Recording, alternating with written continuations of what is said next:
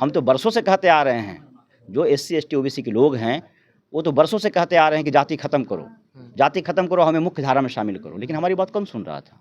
जब नहीं सुन रहे थे तो बाबा साहब का संविधान है जो हमें संवैधानिक अधिकार देता है, जिसकी बदौलत आज हम आपके पास बैठकर बोल रहे हैं, नहीं तो हमें बोलने का अधिकार कहाँ था? मोदी जी ने कहा था कि देश में 4 ही जात है, लेकिन अब तो मोदी जी भी जात पूछेंगे। आप ही बता दीजिए आप कौन जात है? दरअसल मैं बताता हूँ, मोदी जी जो कहें 4 जाति है और उनके अंदर की बात निकल गई, मन की बात निकल गई।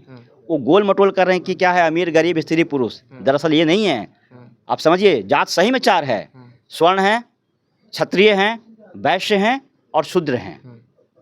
ये वही बोलना चाह रहे हैं। अरे भैया, जब यही बोलना चाह रहे हैं तब इसकी गणना तो कराइए कि कितने स्वर्ण हैं, कितने क्षत्रिय हैं, कितने वैश्य हैं और कितने शूद्र हैं।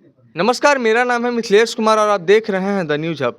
देखिए, बिहार में जब जाति जनगणना नीतीश कुमार और तेजस्वी यादव करवा रहे थे तो कई तरह के लोग कई तरह की बात कह रहे थे कि बिहार में जो है कि नीतीश कुमार और तेजस्वी यादव जाति जाति खेल रहे हैं।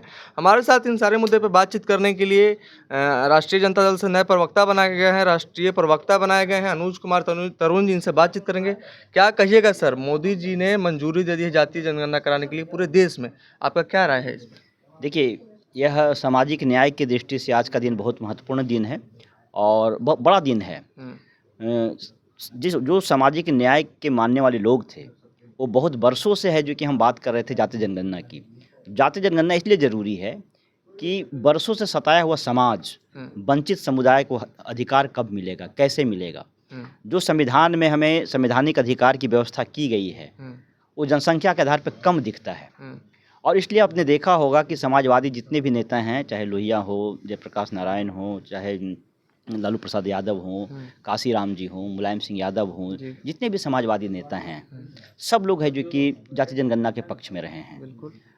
हमारे RJD के राष्ट्रीय अध्यक्ष माननीय लालू प्रसाद यादव सामाजिक न्याय के बड़े मसीहा रहे हैं। उन्होंने 96 में ही कहा था कि जाति जनगणना होना चाहिए ताकि नौकरियों में और बाकी संसाधनों में किसकी कितनी हिस्सेदारी है वो हमें पता चल सके और उसका लाभ कैसे हम बाकी लोगों तक हर एक जाति की संख्या के आधार पे हम उन लोगों को पहुंचा सकें, ये उसके प्रमुख केंद्र में था। उद्देश्य इसका यही था। लेकिन आपने देखा होगा कि BJP की सरकार हमेशा सामाजिक न्याय के विरोधी रही है और हमेशा कुछ न कुछ ऐसा काम की है जो हमारे सामाजिक न्याय के जो अवधारणा है उसमें उन्होंने हमेशा सेंध लगाकर नुकसान पहुंचाने का काम किया है। चाहे वो SC ST एट्रोसिटी का बिल हो, चाहे वो रोस्टर विश्वविद्यालयों में रोस्टर का मुद्दा हो, या OBC का रिजर्वेशन देने की बात है। अभी भी देखिए विश्वविद्यालय स्तर पे है जो कि SC ST OBC के सीटों पे NFS किया जा रहा है। वो इन चीज़ों को, हमारी भागीदारी को, संवैधानिक अधिकार को भी वो देने के पक्ष में नहीं है। वो तो चुनावी मजबूरी होती है कि किसी न किसी तरीक़ा से वो इन चीज़ों को सामने लाकर, उनकी मजबूरी बन जाती है कि इन चीज़ों को वो लागू करें। आप सोचिए, मैं सवाल आपसे करता हूँ कि बरसों से जो लोग जाति जनगणना का विरोध कर रहे थे, जो लोग कह रहे थे कि जाति जनगणना करने से देश में 4 ही जात है, मोदी जी कहते हैं। नहीं कि जाति लोग है जो कि जातिवाद का प्रकरण बढ़ जाएगा, लेकिन भैया इसमें बढ़ने की क्या बात है? जाति तो इस देश की सच्चाई है। हम तो बरसों से कहते आ रहे हैं, जो SC ST OBC के लोग हैं वो तो बरसों से कहते आ रहे हैं कि जाति खत्म करो, जाति खत्म करो, हमें मुख्य धारा में शामिल करो, लेकिन हमारी बात कौन सुन रहा था? जब नहीं सुन रहे थे तो बाबा साहब का संविधान है जो हमें संवैधानिक अधिकार देता है, जिसकी बदौलत आज हम आपके पास बैठकर बोल रहे हैं, नहीं तो हमें बोलने का अधिकार कहाँ था? मोदी जी ने कहा था कि देश में 4 ही जात है, लेकिन अब तो मोदी जी भी जात पूछेंगे। आप ही बता दीजिए आप कौन जात है? दरअसल मैं बताता हूँ, मोदी जी जो कहें 4 जाति है और उनके अंदर की बात निकल गई, मन की बात निकल गई। वो गोल मटोल कर रहे हैं कि क्या है अमीर गरीब स्त्री पुरुष, दरअसल ये नहीं है। आप समझिए, जात सही में 4 है, स्वर्ण है, क्षत्रिय हैं, वैश्य हैं और शूद्र हैं।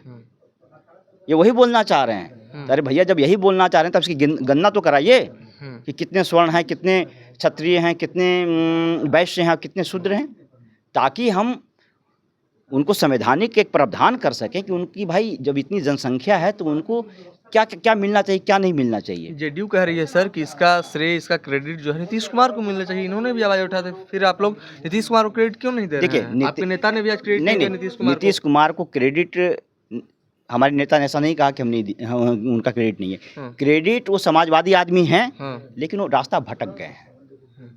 रास्ता भटक गया। आपने देखा होगा कि जब वो सही रास्ता पर आए, जो हमारे साथ सरकार में आए, तब जाके मानिए जो 2017 में जो कि तेजस्वी प्रसाद यादव जब जाति जनगणना की बात करते हैं, फिर है जो कि उनके साथ होकर इस मुहिम में लग जाते हैं, है ना। उसके बाद आप देखिए, जब जाति जनगणना बिहार में हुआ, उसके बाद हम लोगों ने आरक्षण का जो सीमा है उसको बढ़ा दिया। लेकिन जैसे फिर दोबारा जाके जो कि बीजेपी के साथ जाते हैं, फिर रास्ता भटक जाते हैं। वो सारा का सारा जो 64% आरक्षण की व्यवस्था की गई थी, उस पर रोक लग गया।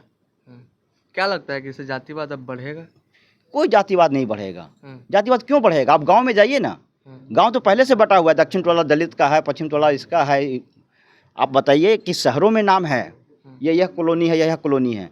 गांव में कोई कॉलोनी का नाम होता है? वहाँ तो जाति का टोला होता है। इधर है जो कि यादव टोला, उधर चमार टोला, तो उधर पासवान टोला, इधर भूमिहार टोला, इधर ब्राह्मण टोला है। तो गांव तो पहले से बटा हुआ है और गांव में सबको पता है कि किस टोला में कितने लोग रहते हैं। उसको कागज पे लाने में क्या दिक्कत है भाई?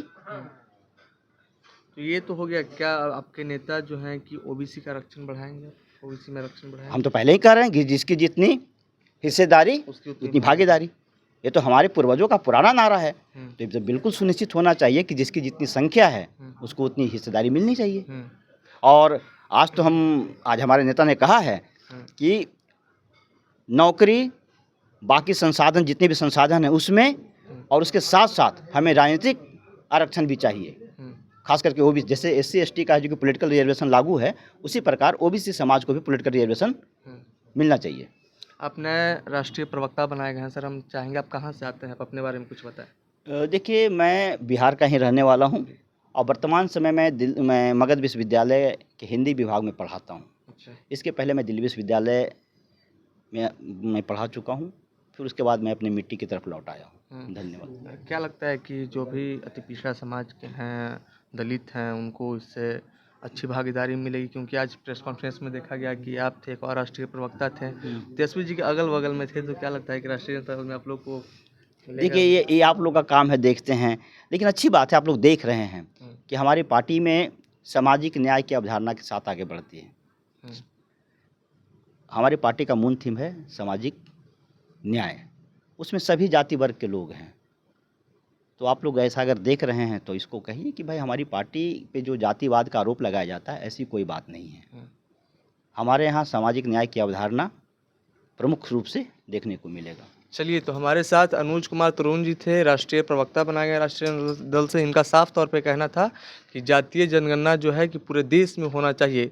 इसकी आवाज़ लालू प्रसाद यादव ने 1996 में ही उठाया था इसका आवाज़, लेकिन अब जो है मोदी जी जो भारत के प्रधानमंत्री हैं, उन्होंने मंजूरी दे दी है कि पूरे देश में जातीय जनगणना होना चाहिए। खैर, आप क्या कुछ सोचते हैं हमारी बातचीत को लेकर? आप अपनी प्रतिक्रिया कमेंट बॉक्स में जरूर दर्ज करें। तब तक के लिए देखते रहें the news hub. Panorama group, जो सोचता है वो करता है।